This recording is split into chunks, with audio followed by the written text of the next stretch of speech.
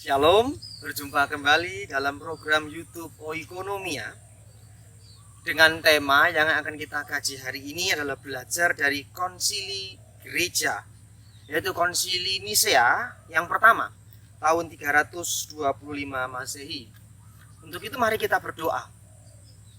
Allah Tritunggal Maha Kudus yang berkenan menyapa kami melalui Sang Firman yang menjadi manusia. Dalam kesempatan ini kami akan mengkaji kajian teologis reflektif untuk kami boleh pelajari tentang perjalanan gereja sepanjang sejarah sampai hari ini yang tetap giat dan tekun di dalam iman dan ajaran yang satu dan esa. Amin. Kalau kita melihat kata konsili itu sendiri berasal dari bahasa Latin concilium yang berarti rapat atau perundingan. Nah, istilah konsili ini ditemukan di dalam Kisah Para Rasul 15 ayat 1 sampai 2 dan ayat yang ke-6.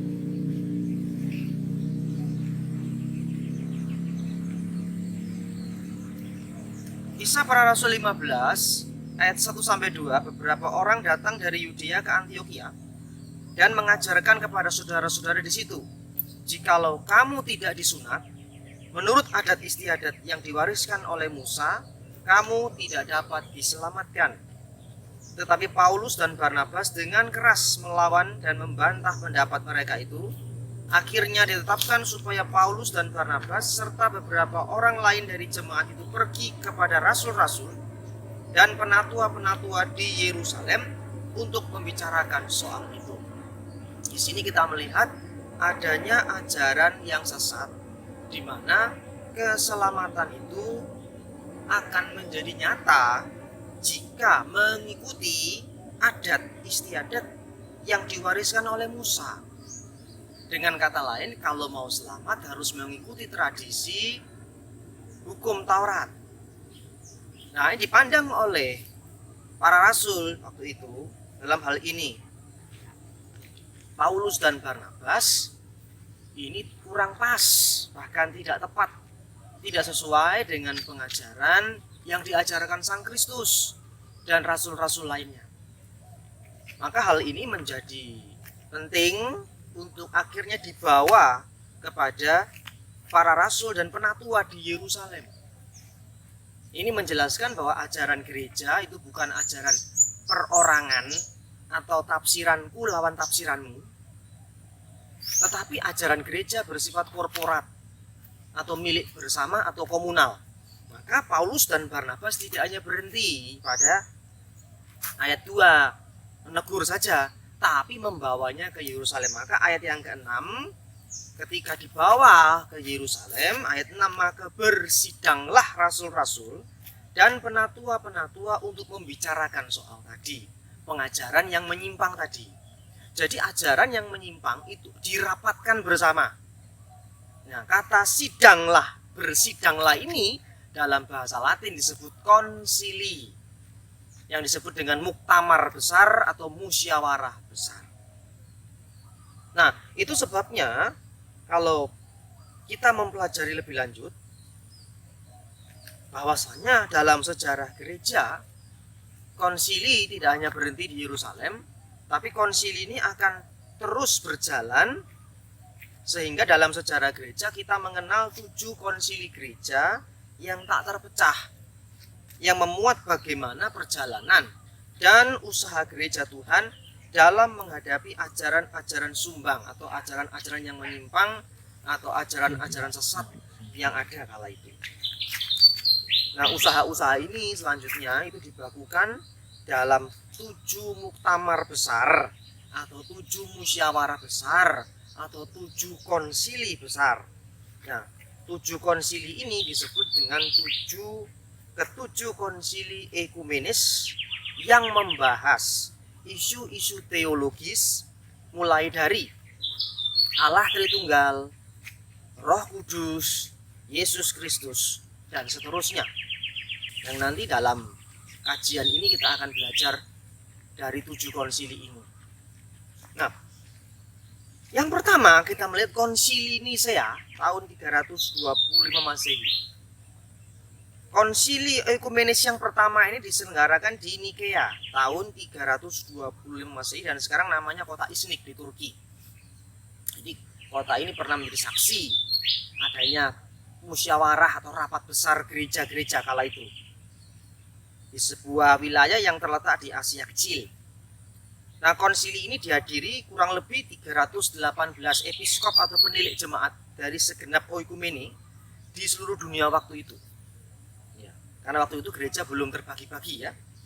Nah, tujuannya adalah untuk menghadapi ajaran sesat, ajaran yang menyimpang dari pokok iman yang sah, yaitu ajaran yang berkembang di wilayah Alexandria yang disebarluaskan oleh seorang presbiter atau imam juga yang bernama Arius. Yang kita kenal ajarannya disebut Arianisme. Nah, di saat itu yang menjadi patriark atau pimpinan gereja di Alexandria adalah Patriark Alexander. Sekarang disebut Mesir ya. Nah, selain Patriark Alexander, ada juga pembela iman yaitu diakon muda yang bernama Athanasius yang nantinya memang akan menjadi rekan diskusi dan calon penerus dari Patriark Alexander. Nah, Athanasius ini dilahirkan di wilayah Mesir Selatan pada tahun 297 Masehi dan dia sangat gigih dalam membela ajaran yang lurus, yaitu membela ajaran yang sah, sehingga Athanasius menjadi seorang penerus dari Patriark Alexander. Nah, dalam bagian ini Arius mengajarkan bahwa Yesus sebagai firman Allah adalah ciptaan perdana. Dan sebagai ciptaan, ia atau Yesus sebagai firman Allah ini turut serta membantu Allah Sang Bapa untuk menciptakan segala sesuatu. Nah, di sini kita melihat bahwa Arius mengajarkan sesuatu yang berbeda, yang bahwa Yesus sebagai sang firman, tapi diajarkan oleh Arius bahwa Yesus adalah ciptaan Allah. Nah, dalam konsepsinya ia menekankan bahwa firman Allah berada antara Allah dan dunia. Dan hal ini dipengaruhi oleh pemikiran neoplatonis akan dualisme, berarti ada pengaruh filsafat Yunani di dalam ajarannya, yaitu dunia ide dan menjadi, atau dunia ide dan dunia nyata. Nah, akibatnya terdapat jurang yang tak terselami antara kedua dunia tersebut. Maka di dalam jurang ini terdapat yang namanya demiguros sebagai an intermediary being untuk menjembatani antara dunia ide dan dunia nyata. Berarti kita menarik sekali di sini ya, ajaran iman Kristen yang tercampur, bahkan yang dibangun dari kerangka berpikir filsafat Yunani. Nah, karena hal ini Arius menyimpulkan bahwa sebagai firman Allah, Yesus itu lebih rendah dari Allah Sang Bapa.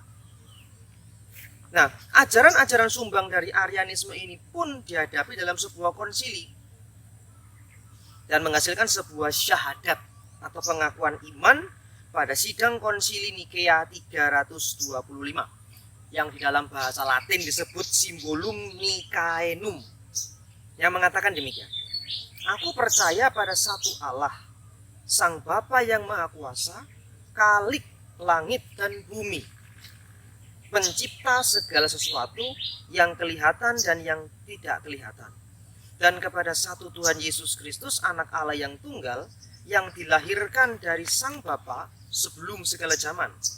Ini untuk membantah bahwasanya firman lebih rendah. Dan Arius punya pemahaman bahwa pernah ada waktu di mana Allah tidak memiliki firman. Maka rumusan ini menentang semua rumusan-rumusan atau tesis atau ajaran-ajaran Arius. Selanjutnya, dalam pengakuan iman ini dijelaskan, terang dari terang, Allah sejati yang keluar dari Allah yang sejati.